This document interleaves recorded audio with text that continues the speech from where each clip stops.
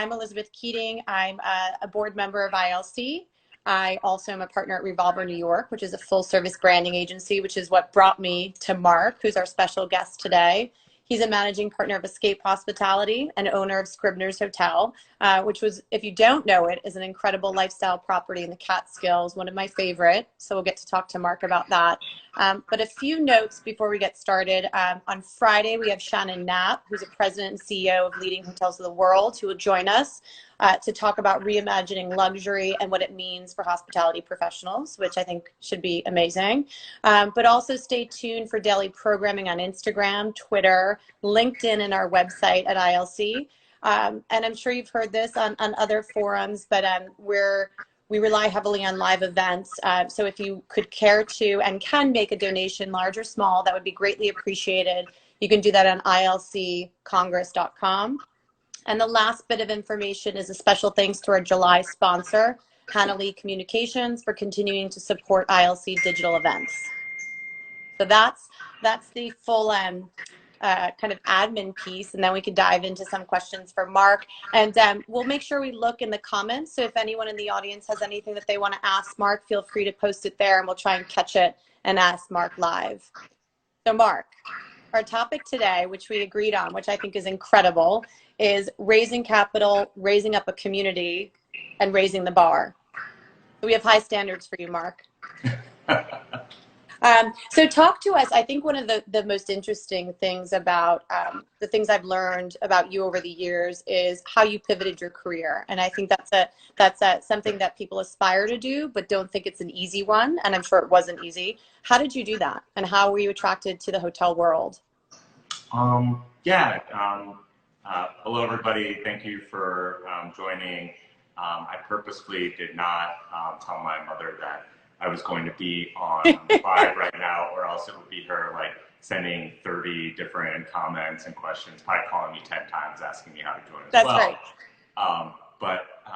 Yes, I was very excited when Elizabeth invited me to join. She's actually, it's kind of, in many ways fitting because when I started this whole process, meeting Elizabeth and her team was one of the, first things that kind of got me going through this. And I would say the creation of Scribner's and subsequent, was very responsible for that as, working with our team kind of helped us be able to create ways that we could communicate to potential investors and other shareholder stakeholders what the really the concept, the aspiration of the project and projects have been. But to answer your first question, pivoting my career, it's kind of funny. I think in many ways, when I graduated from college, a lot, I really didn't know what I wanted to do. I started a job working at McKinsey, doing consulting, which is kind of like a very generalist program, and so you get to see different industries. It was during the 2001 recession, so limited amount of things to take a look at that time. But really my background, opportunistically got switched into the world of distress because of all the distressed businesses, and so opportunistically kind of ended up leaving McKinsey, went to go work in private equity for a company that bought distressed businesses, and from that time until I left there, was let go in the financial crisis, had kind of looked at, I would say, like really companies that were in this moment of needing to shift themselves, and it was interesting. I loved it, but it wasn't necessarily kind of what I wanted to do for the rest of my life. And Right. It was a tough thing to leave. Thankfully, I was asked to leave, so I didn't have a choice. And I in the moment of the financial crisis, kind of just started looking to see on my own what opportunities were. There weren't a lot of companies hiring at that time. for people at my level. And so, it was kind of like, okay, well, either I, completely do a shift to something different, or I try to find something that, I enjoy doing and could possibly do on my own. And, I think one of the things that both McKinsey and my opportunity working in private equity had shown was, hey, if you have ideas, if you have things and you're able to communicate those, the hardest thing I think in the investment world is being able to find good opportunities. Right. Capital is there. It's not, I'm not going to say it's easy to find capital, but I think people finding really compelling investment opportunities, they're few and far between. And so, so I during the financial crisis, really got involved in buying up residential real estate, either buy, hold, and rent, or flipping. I raised a flip fund with some friends out on the West Coast who were involved in real estate, and ultimately wasn't sure if that's what I wanted, or wasn't sure if I wanted to be an entrepreneur and investor. And so ultimately ended up going back to McKinsey, my old boss there, somebody who I look up a lot to, named John Garcia, invited me to come back, and was there for a few years. Had a great experience, but I think kind of really missed. And also some of the projects I'd worked out on my own had really started to come through to fruition. And I could see, yeah, actually, I can be successful in coming up with some ideas on my own. And so ultimately, left McKinsey, had a few ideas of things that I wanted to do. A few of those had been working. I'd invested as a passive investor in hospitality. Okay. And ultimately, world. Like you dabbled in it. You dabbled in the world. Yeah, dabbled in it, and unfortunately or fortunately, they've been successful, which, I think in any industry is just, it's fun, but it's hard to kind of, when you see that, you're like, oh, I know how to make this work. So,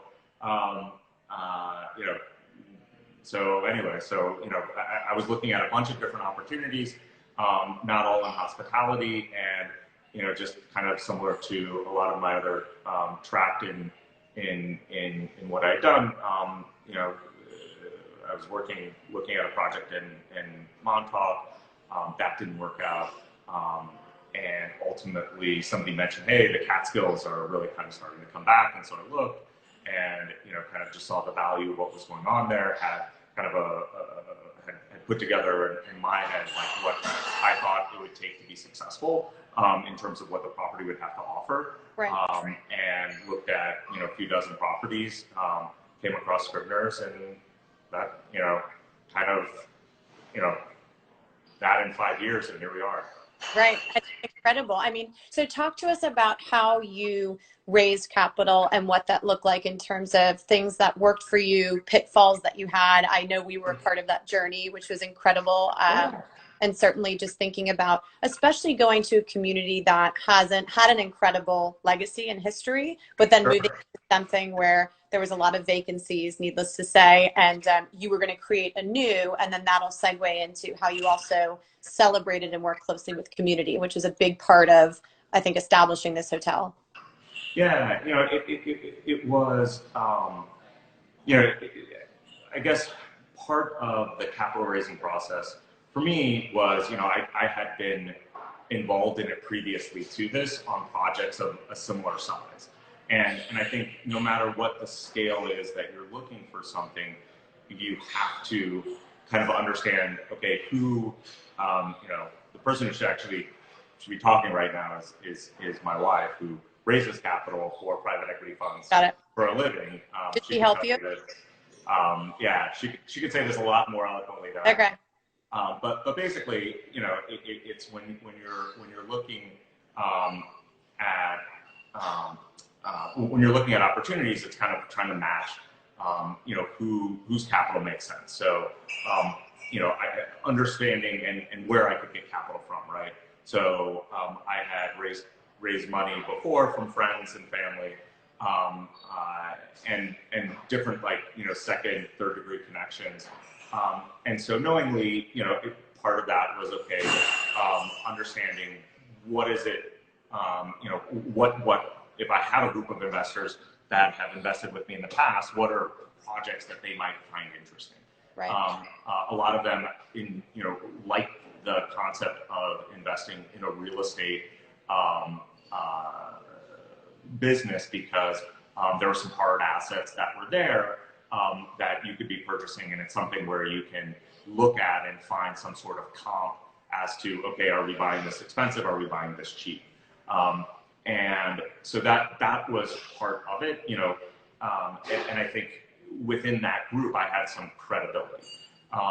If I was trying to go to, an insurance company or, private, other sources of large private capital, and I said, hey, without any experience, I want to go raise money for this venture, most of them would have just said, hey, thank you. Go do about 5 to 10 of these, come back, and then.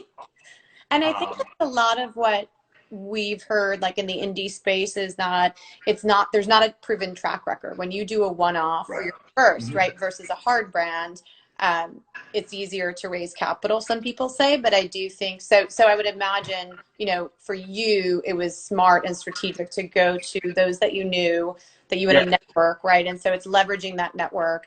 It's building a brand, which is the work that we had done together to really show beyond kind of, because if you visited the site and you're not a visionary, it was hard to imagine what you've now created.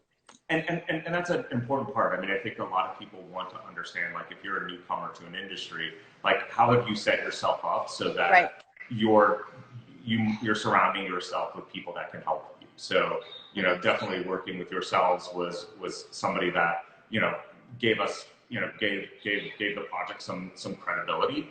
Also, working with some engineers up there, talking to some of the local, as you mentioned, people that were in the area and understanding and making sure, like, hey, a lot, I would say in this redevelopment world is around, do people want you to redevelop, right? Do people want you to be there? And we definitely had that buy-in going in there. Yeah, and knowing, like, okay, this project is going to be welcome. People aren't going to stall it. I mean, I hear a lot of projects of people that are going in where they have to do, rezoning and all of these different types of things, and that can lead to significant lead time. That doesn't mean that it's going to be a failed project whatsoever. It's just, I think, what your expectations are in going into it, and so making sure that all of that matches up. I mean, I think if this had been a 3 or 4 year development project, the outcome could have been a lot differently. But I will say, for us, look, there was a huge mistake that took place during the development, which was we massively underestimated the redevelopment costs. Fortunately, there was a system that was in place that we were able to figure out how to put that capital in and make sure that the project still was finished. And that's something that, I think what I quickly learned through this was just like, hey, buying it is just, can be just a fraction of what it is that you're actually doing when you think of all the redevelopment, or all the improvements that you want to put into it, as well as, all, the the intangible, the branding work that you want to do, all of the PR marketing, like all the different items that are going to make that property the startup. Being able to make sure that you can have staff and a team up there, and have them ready to open.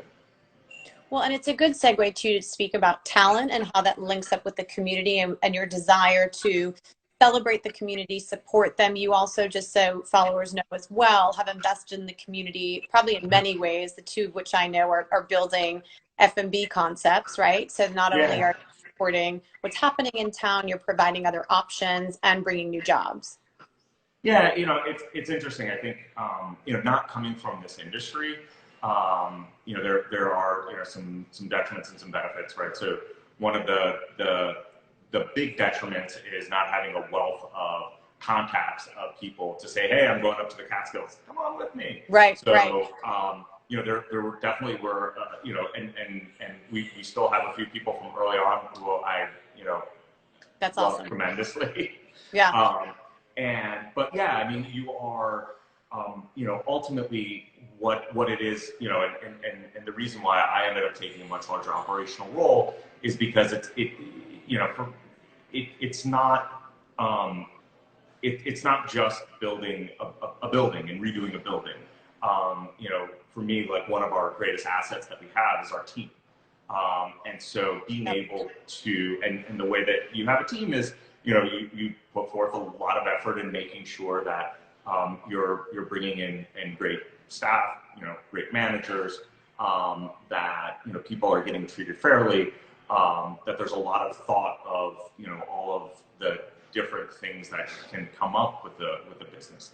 And so, you know, part of, you know, to your question and point about, you know, so when we opened up here, you know, right, it was great. We were very happy with the product. We knew that there were a lot of improvements, you know, listening to feedback of guests that were coming, listening to feedback of staff of how we were operating.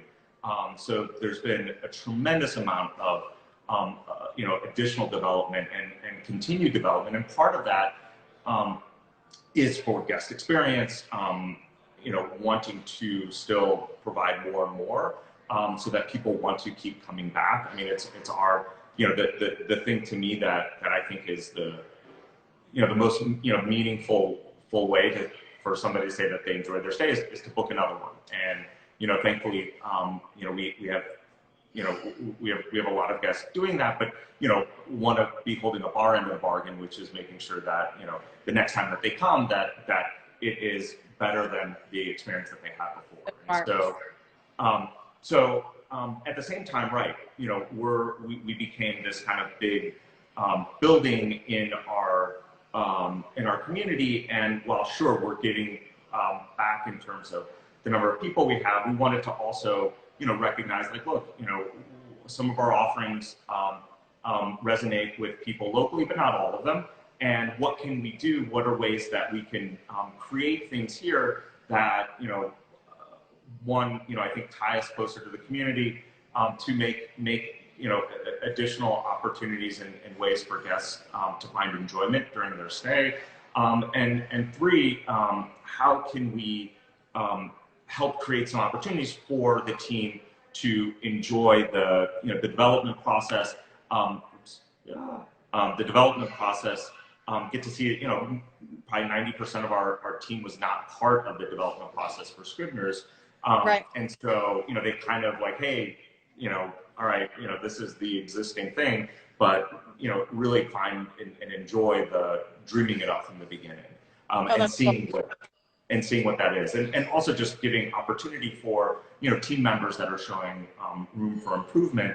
You know, I think it has helped us, you know, set ourselves aside from, you know, and I know that there are other groups that are doing it upstate, and they're doing it phenomenally well. But, you know, being part of that team so that we can, you know, all of that is really built on being able to continually, you know, have people that are interested in coming to work with us upstate, having people come and stay with us, and making sure that, you know, as you mentioned, like, we're really doing something that's positive for not just the visitors that are coming, but for the people that are here in the community as well.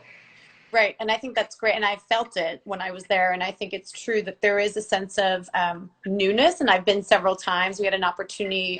Marc does an incredible job with his team of doing retreats. So we brought our entire Revolver New York team there, which was great. I've gone with my family. So it also has this flexibility, which I think is part of you, which is the next topic, is raising the bar. I think you've done an incredible job of figuring out what lifestyle means and how to create new each time without reinventing the wheel. Can you talk to us about some of the things that you do at Scribner's that kind of raise the bar?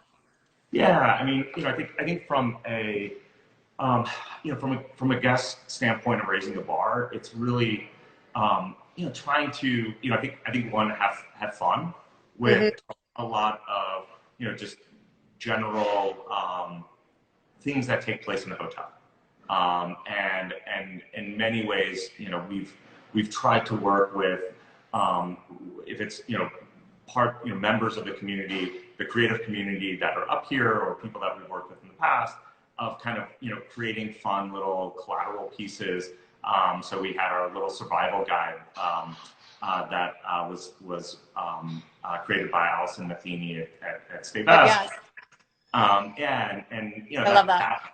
That was something that was a lot of, you know, that our guests really enjoyed, and we're working, and hopefully soon we'll kind of have like a version 2.0 of that, to make it something a little bit different. But, you know, I think you know, that's part of it. It's just, you know, not wanting people to enjoy it, wanting people to kind of keep experiencing new, and recognizing that, sure, for some, you know, one person that's coming here, this might be their first time seeing it, but for the guest that's coming back, what are we doing to make it more fun? I mean, I think, you know, our programming, you know, a lot of my own, you know, view is look, I'm happy to try everything once, but let's learn from it, you know, and let's see what guests like, and from that, let's kind of take it on. You know, we had like a cider festival, and the cider festival we did for a couple of years, but, you know, towards the end of it, you know, I think people weren't really like, okay, I don't want a full day of cider. So, okay, if you don't want a full day of cider, how can we still make this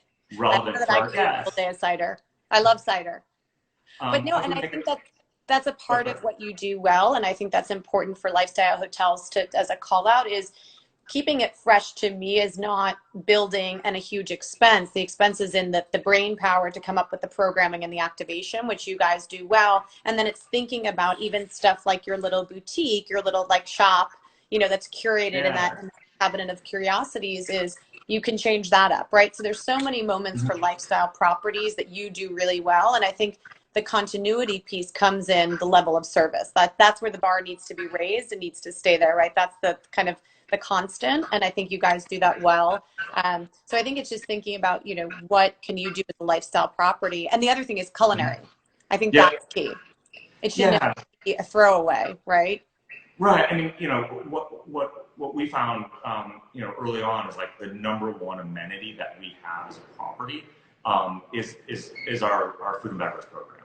So it is that number one in terms of draw as well as revenue. I would say it's the number one thing that we can offer guests outside, you know, to making their experience more enjoyable. It's the one thing that we can do outside of, you know, the hotel room in the common space.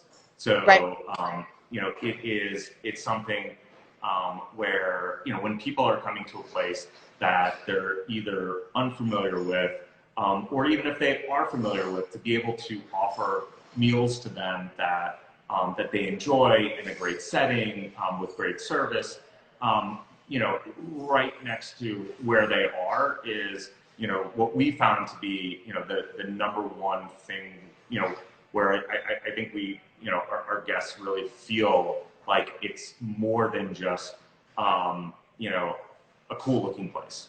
And, you know, we've seen what's been interesting is, you know, over the last couple months, you know, we would say, like, you know, originally Scribner's was built, and the work that we did together was like bringing the urban explorer to the lodge to be able to then experience the Catskills. Yep. And what we found is that now our guests are coming in and they're staying, and they're not leaving the property. Okay. But because we're able to provide breakfast to them in Prospect, and we have the shack that's open for lunch at the pool, and then we have our dinner service here at Prospect, that, you know, people aren't leaving property. They're having an amazing time, and they feel like that is giving them the break that they want, which is tremendous. I mean, it was never the goal was never to just create Scribner's into a one and only destination. This is where you're coming and then you're leaving. It's amazing to see that guest happen, but that, I think, is really taking place because of the culinary offering that we have. No, and that makes good sense. We have a couple questions if we can address them, Mark. What was your hotel's ADR and occupancy for the entire year for 2019? That's from our friend Andrew. And then we can take the second one we can take after that. I'm going to pass on that, but I appreciate the question. How or where should someone send your properties that could potentially fit your requirement? What are your requirements when looking for space? New properties fit your requirements? I'm not sure. I think the best thing is, I guess, if someone has any questions or wants to contact you, you probably have an info. Yeah, I mean, on your feel free to email me at marc@scrivenerslodge.com. And I think the other thing, just going back to maybe you can talk about one of your greatest, you alluded to this, but one of your greatest challenges as you were looking to do all these great things of raising the bar, raising the community, raising capital. Where did you see one of your greatest challenges, and how did you overcome that? I mean, you know, wow. So I would say the greatest challenge is, you know, we're just in the beginning, the unexpected changes to capital that were going to be required for the project. And I would say that was overcome by just communication and continuing to let people understand, you know, this is what we're finding out, and this is, you know, these are the options. You know, nobody wants to hear the news, and it's very, you know, similar to the way that I try to operate. Escape is just, you know, you know, issues are going to come up, and the way to handle them is to just bring them out and let's discuss them. Yeah. You know, and you know, I would say, you know, part of my management style is openness, and so, you know, and being able to, you know, let, you know, the team know, hey, if we're having some issues around things, so that we can address them. I would say, like, the second biggest challenge is just staffing, is being able to find the right people. And, you know, it is, you know, I think one way of managing that has been, you know, to try to create a positive working culture, so that when you do have great people that are with you, they'll want to stay. You know, and I you know, the second thing in terms of finding them, we're still, you know, we're still looking for that silver bullet, but, you know, we try everything that we can to interest people to come out here. We've you know, we have employee housing, you know, lots of other benefits, but yeah, I mean, we're still, that's a constant struggle. Yeah. Well, and I think that's across the board, especially when you're in other locations. And I know that there's groups, one of which I serve on, that does support local communities in training. Yep. Spoke to Harsha of Syra Hospitality. Yeah. Incredible job. So I think it is a real challenge, you know, outside of urban markets where the talent pool is huge. You're going to this location, which I think is part of, and correct me if I'm wrong, when you build a hotel in a location like yours, why you need to support local community, build other amenities, right? Because it's not just for your, I would imagine it's not just for your hotel guests, it's also talent to be able to, you have Sal's Pizza, to be able to just get a quick slice of pizza. Yeah, I mean, and it really is. I mean, it's so important, and I think it's to understand the different communities that are, you know, in our area. Community isn't just, you know, who's within 5 to 10 minutes. It's who's within an hour, and really understanding. Okay, once you put the radius that wide, then sure, there are a lot more different opportunities. Like for us, that means that we can include Albany. We can include Hudson, we can include Catskill, we can include Kingston, we can include Saugerties. And so for us, it's really been trying to work with all of the different organizations in those areas. And there's a lot that we want to do and improve on. I mean, I think to what you were mentioning, you know, and for us, part of adding on some of these properties, what it allows us to do is to gain in scale and size, so that we can do things like that. You know, I love what Harsha is doing, and I would love to be able to have some sort of schooling that we're working with people to be able to provide that education to them. But, you know, we have done that, and we have a lot of success stories around that. It's just being able to you know, to find and do more of them. And part of that is just broadening, you know, your definition of community. So in the last 1 minute that we have, in terms of like a mentor or someone you look to in the industry, who has been your greatest mentor, who you contribute to helping you get to this place or help you think through things? Is there a person, group? You know, I would say not. There's been, you know, a very close friend of mine, Matthew Rickey, is someone who he operates Esme and Exley in the city, and has been a tremendous help throughout this whole process. You know, he was one of these guys that you know, I invested some money with, and you know, thought, okay, you know, he kind of made it look a little easy. But you know, I think we, you know, as he's been here helping with a lot of the development of these projects. You know, he kind of gets it. He understands it. He's on you know, the ownership and operation side of what he's doing. And so, yeah, you know, there are a lot of people and a lot of projects that I look up to, you know, and enjoy. But you know, very excited to have Matt, you know, as a close personal, you know, friend and confidant on this stuff. No, that's great. And I only bring that up because I think in life, no matter where you are, I think having a course or a mentor is really important. And for people who want to reach out, I'm sure you would be, you're a great person to talk to. Certainly, I love to talk to people or mentor. But thanks, Mark. This was amazing. Just one last closing reminder for everyone on the line is that Friday, again, Shannon Knapp, President and CEO of Leading Hotels of the World, will join us to discuss the reimagining of luxury, what that means for hospitality professionals. And again, if you consider donating, that would be incredible. It's ILC Congress, ilcongress.com. And that's it for today. So thank you so much for joining. Thank you, Mark. Thanks, Elizabeth. I appreciate it. Have a good day. All right. Take care. Bye.